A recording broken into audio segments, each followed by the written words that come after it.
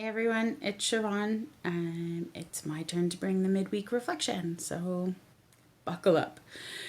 The last little while I've been thinking a lot about kind of the situation we're in and how that's unfolding for me personally, and just the feeling that I have this obligation to be productive in a time that doesn't really feel productive. I always want to be doing something, to be accomplishing something, and that has really taken away from the time that I could kind of sit down and spend with God and really just actually kind of decompress and process a lot of what's happening, a lot of the changes in my schedule, the way that my life works right now, working from home and the challenges that that brings, and all of that kind of stuff that's just all up in the air. And I know at our mooring this past week, we were chatting about this a little bit. So sorry if it's a double up for some of you guys.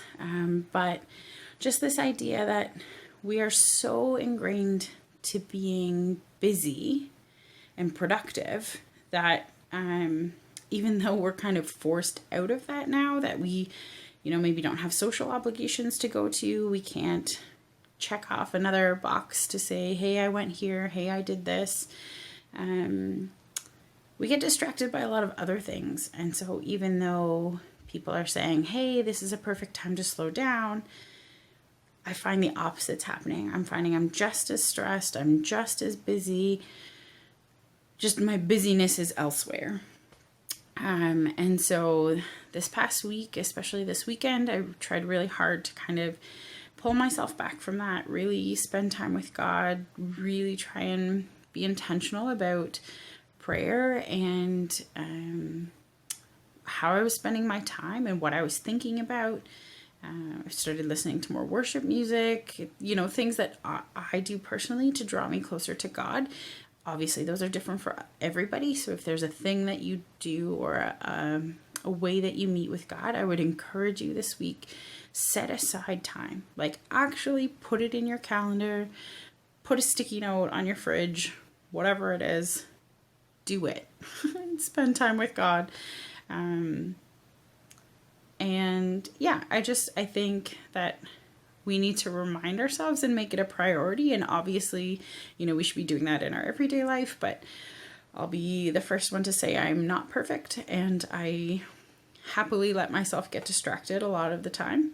But especially now that, we have these routines that are changed and things look different, and, depending on how often you look at the news, which I try not to all that often, different prognoses for how long this is going to go on, all of that can get overwhelming.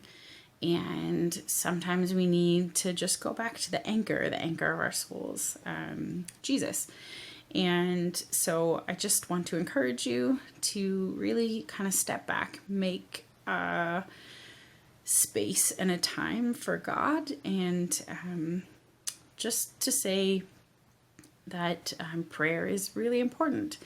And prayer is maybe not something that you feel comfortable doing, or it's not something you do a lot. I don't know. Sometimes you don't have the words to say. And so I would encourage you in those moments to reach out to somebody else and just say like, hey, I'm struggling. I don't know what to do. Can you pray for me? Sometimes we don't always know how to ask God for the help that we need. But that's why we have a family, is for other people to hold us up, to lift us up, and to care for us. And one of the ways that we can do that, especially while we're not actually physically able to be together, is in prayer.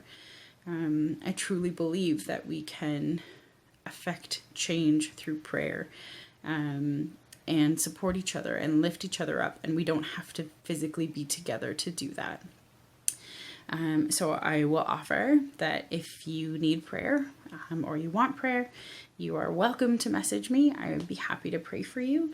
I know our steering team is making phone calls. If they ask you for prayer requests, even if you don't really know what you need prayer for, but you just want prayer, just say that.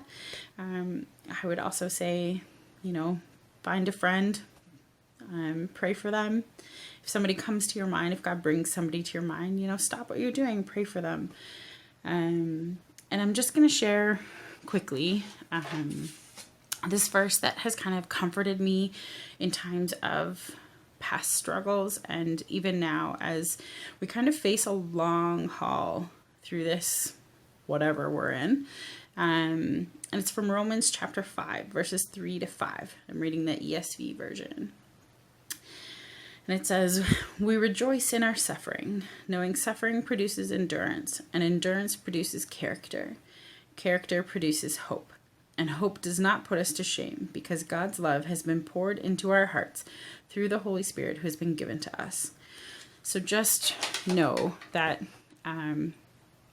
even as it's a struggle, even though it maybe isn't coming naturally, maybe the last thing you feel like doing is spending time with God, or wanting to reach out to somebody or share a burden that's on your heart, just know that as a church family, we're here for one another, and also that these times, they build up those deep wells of faith in us that carry us through those other moments, and they really do build endurance, and through that, character and hope, and especially coming off of Easter and the hope of the resurrection and who God is and who Jesus was and is.